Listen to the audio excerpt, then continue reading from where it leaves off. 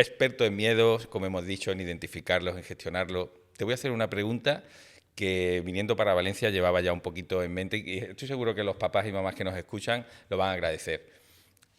¿Tú piensas que los padres son los que crean los miedos a los hijos? Qué pregunta, ¿no? ¿Qué viene antes, la gallina o el huevo? Em, Tenía que hacértela. no. Es más, yo siempre digo que quien vive la verdad de discapacidad, y yéndome a mi terreno, ¿vale?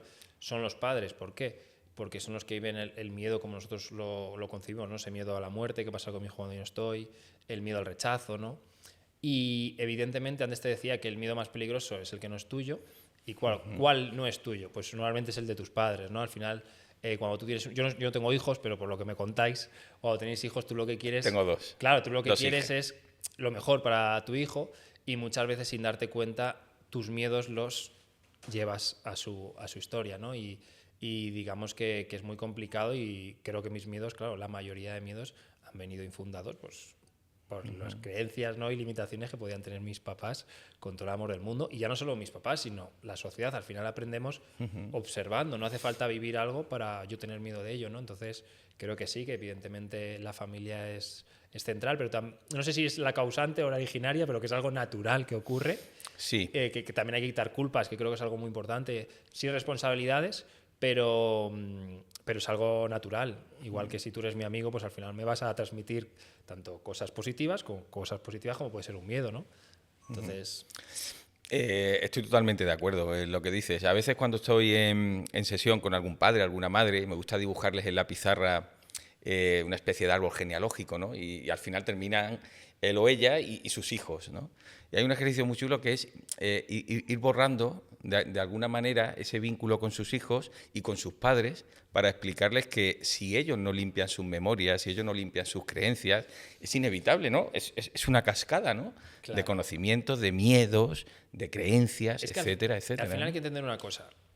El hijo es un conector de tu propia historia y tus miedos, ¿no? Nosotros trabajamos mucho el tema de la línea de vida, que básicamente es ir para atrás, ir viendo, ¿no? Al final todo lo que nos pasa en nuestro día a día, nuestra cabeza está todo el rato, está diseñada para buscar problemas y solucionarlos.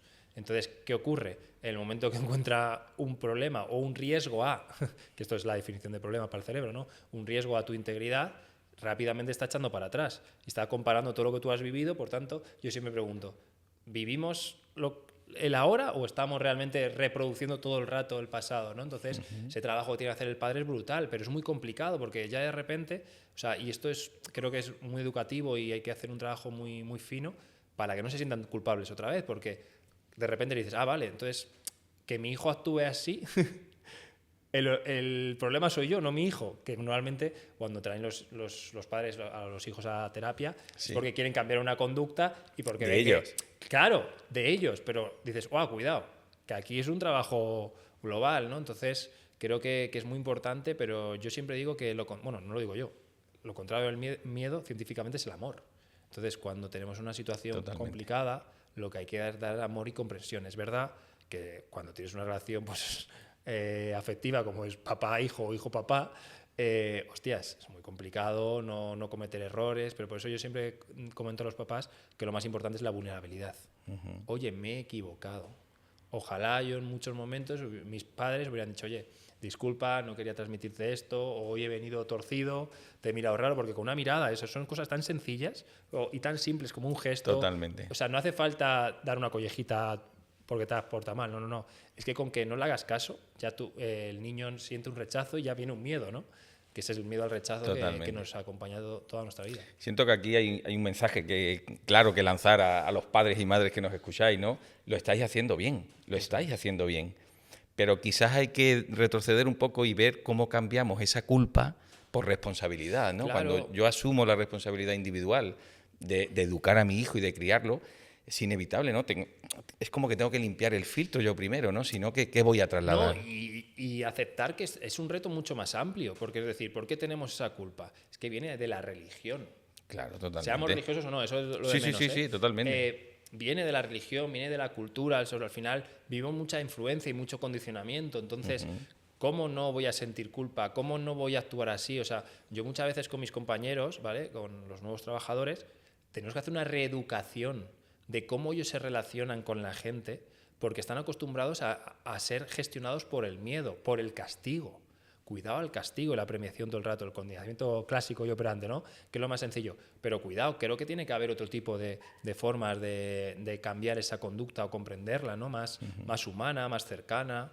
Y evidentemente esto es complicado. Y lo fácil es castigar y lo fácil es premiar y manipular desde ahí. Claro, pero luego, como escucho muchas veces, ¿no? Me viene algún padre y me decía, joder, es que mis hijos son unos ninis, no hacen nada. Digo, claro, si lo has creado tú. Totalmente En el sentido acuerdo. de, cuando tú sobreproteges a alguien, ¿vale? Le estás diciendo psicológicamente que no es válido y que no es capaz. Entonces luego no le exijas que sea proactivo, que sea creativo. Es que le has reventado la creatividad. Pero ojo, con la mejor de las intenciones y tal, pero es algo que nos tenemos que quitar. Claro, totalmente que de la acuerdo. educación también hace. O sea, quiero decir que todo va, o sea, es como que yo creo que vivimos en una sociedad que quita la magia y quita la luz que tenemos y, tenemos que demostrar a la gente que es única y especial, ¿no?